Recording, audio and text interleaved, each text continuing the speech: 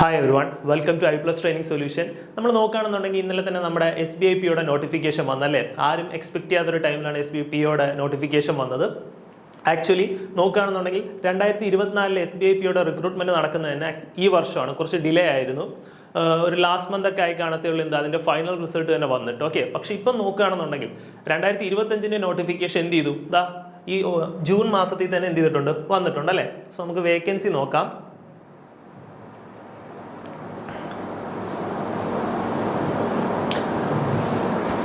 നമ്മുടെ വേക്കൻസി നോക്കിയേ. നമ്മുടെ ടോട്ടൽ വേക്കൻസി എന്ന് പറയുന്നത് 541 ആണ്.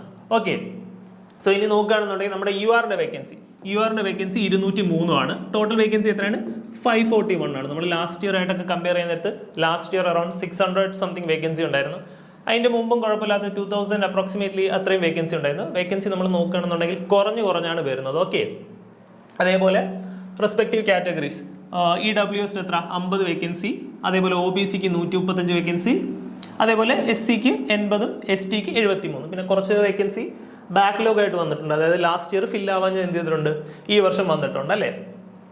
സോ ഇനി നമുക്ക് ബാക്കിയുള്ള കാര്യം നോക്കാം.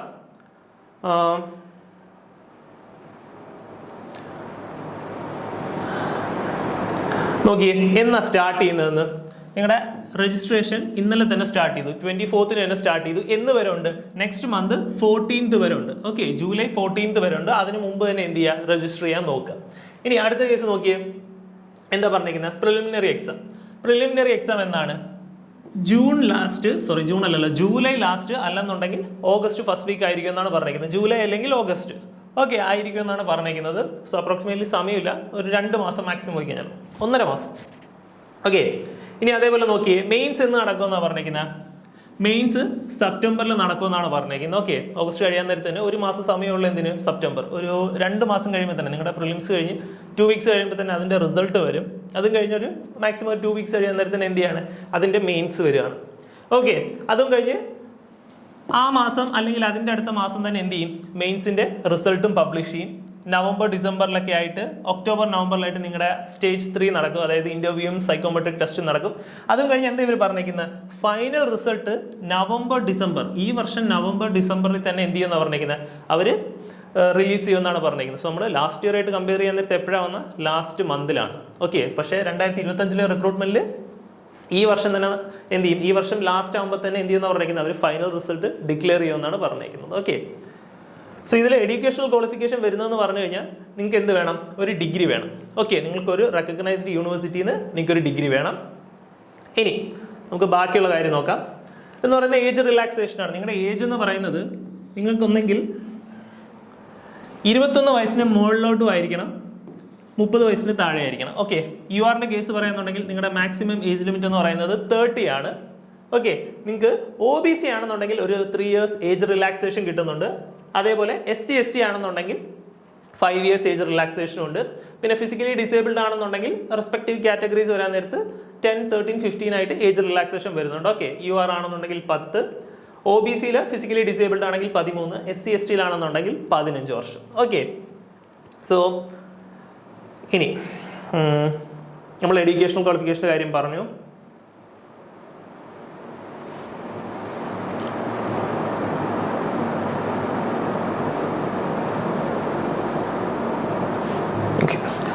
പിന്നെ നിങ്ങൾ ശ്രദ്ധിക്കേണ്ട കാര്യം, 3 ഫേസിലാണ് ഇത് കണ്ടക്ട് ചെയ്യുന്നത്. ഓക്കെ, 3 ഫേസിലാണ് ഇത് നടക്കുന്നത്: പ്രിലിംസ്, മെയിൻസ്, പിന്നെ ഇന്റർവ്യൂ. ഓക്കെ, നമ്മൾ പ്രിലിംസിന്റെ കേസ് നോക്കുകയാണെന്നുണ്ടെങ്കിൽ നോക്കിയേ, എന്താ?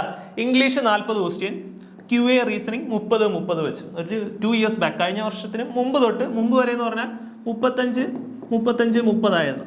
ഓക്കെ, അത് ലാസ്റ്റ് ഇയർ തൊട്ടാണ് ഒരു ചേഞ്ച് വന്നത്.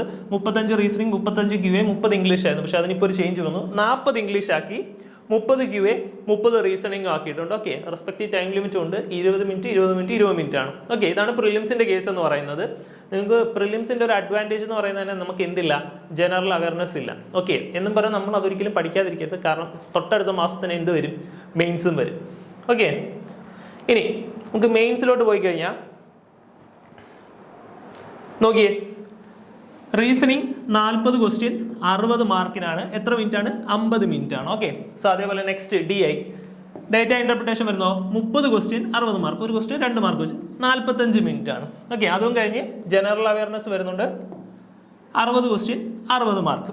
അത് കഴിഞ്ഞ് പിന്നെ ഇംഗ്ലീഷ് വരുന്നുണ്ട്, ഇംഗ്ലീഷ് 40 ക്വസ്റ്റ്യൻ 20 മാർക്ക്. ഇതും ഒരു ചേഞ്ച് വരുത്തിയതാണ്. ഇംഗ്ലീഷിന്റെ വെയിറ്റേജ് കുറച്ചു, ജനറൽ അവയർനെസിന്റെ വെയിറ്റേജ് കൂട്ടി. ലാസ്റ്റ് ഇയർ തൊട്ട് സംഭവിച്ചാണ്. അതിന് മുമ്പ് വരെ ഇംഗ്ലീഷിന് ഈക്വൽ വെയിറ്റേജ് ഉണ്ടായിരുന്നു. ഓക്കെ, ഇവിടെ നോക്കുകയാണെങ്കിൽ ഇംഗ്ലീഷിന്റെ മാർക്ക് കുറഞ്ഞില്ലേ, 20 മാർക്കേ ഉള്ളൂ. ഓക്കെ, സോ ഡ്യൂറേഷൻ എന്ന് പറയുന്നത് 3 മണിക്കൂറാണ്. ഈ മെയിൻസിനും 2 സ്റ്റേജ് ഉണ്ട്. ഇതാണ് സ്റ്റേജ് 1. അടുത്ത സ്റ്റേജ് എന്ന് പറയുന്നതാണ് ഡിസ്ക്രിപ്റ്റീവ് റൈറ്റിംഗ്. ഓക്കെ, നിങ്ങൾക്ക് എസ്സേ, പ്രിസൈസ് അതൊക്കെ എഴുതാൻ വരും. ഒന്നെന്ന് പറയുന്നത് ഇമെയിലാണ്.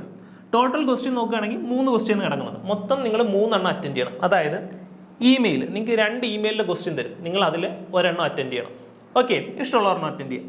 അതേപോലെ റിപ്പോർട്ട് തരും, 2 റിപ്പോർട്ട് തരും, നിങ്ങൾ എന്ത് ചെയ്യുക, നിങ്ങൾക്ക് ഇഷ്ടമുള്ള ഒരെണ്ണം അപ്ലൈ ചെയ്യുക, എഴുതുക. അത് കഴിഞ്ഞ് പിന്നെ വരുന്നതാണ് situation analysis and precise writing. ഇതും നിങ്ങൾക്ക് 2 ക്വസ്റ്റ്യൻ കാണും. ഓക്കെ, ഒന്നെങ്കിൽ സിറ്റുവേഷൻ അനാലിസിസ്, അതും പ്രിസൈസ് റൈറ്റിംഗും. നിങ്ങൾക്ക് ഇഷ്ടമുള്ള എന്ത് ചെയ്യുക, ഒരെണ്ണം എഴുതുക. 3 ക്വസ്റ്റ്യൻ അറ്റൻഡ് ചെയ്യുക, 50 മാർക്കിനാണ്.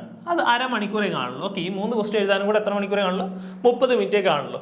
ഓക്കെ, സോ ടോട്ടൽ നിങ്ങളുടെ മാർക്സ് വരുന്നത് എത്രയില്ല, 250-ലാണ്. നിങ്ങളുടെ മെയിൻസിന്റെ മാർക്ക് വരുന്നത് എത്രയിലാണ്, 250-നാണ്. നിങ്ങളുടെ ഫൈനൽ റിസൾട്ട് വരാൻ നേരത്ത് നോക്കുന്നത് നിങ്ങളുടെ മെയിൻസിന്റെ മാർക്കും നിങ്ങളുടെ ഇന്റർവ്യൂവിന്റെ മാർക്കും ആയിരിക്കും. ഓക്കെ, അതുകൊണ്ട് അത് ശ്രദ്ധിക്കുക. നമ്മൾ മെയിൻസിൽ തന്നെ എന്ത് ചെയ്യുക, മാക്സിമം മാർക്ക് സ്കോർ ചെയ്യാൻ നോക്കുക. ഓക്കെ, ഇനി അടുത്ത നമ്മുടെ സ്റ്റേജ് 3 എന്ന് പറയുന്നത് എന്താ, സൈക്കോമെട്രിക് ടെസ്റ്റ് ഉണ്ട്. ഓക്കെ, ആദ്യം എന്ന് പറയുന്ന ഒരു സൈക്കോമെട്രിക് ടെസ്റ്റ് ഉണ്ട്. അതും കഴിഞ്ഞ് പിന്നെ ഗ്രൂപ്പ് എക്സസൈസ്. ഗ്രൂപ്പ് എക്സസൈസ് എന്ന് പറയുന്നത് GD ആണ്. ഓക്കെ, ഗ്രൂപ്പ് ഡിസ്കഷൻ ആണ്. അതും കഴിഞ്ഞ് ഇന്റർവ്യൂ. അതിന്റെ മാർക്ക് വരുന്നതെന്ന് പറയുന്നത് 20 മാർക്കും 30 മാർക്കാണ്, ടോട്ടൽ 50.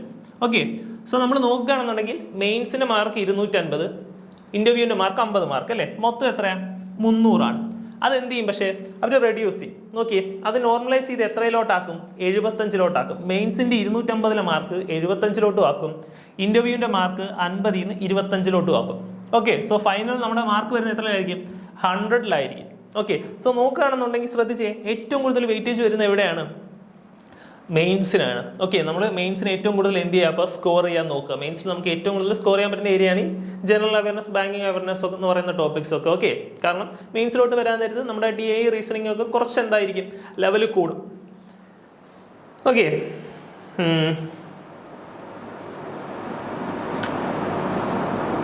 അതേപോലെ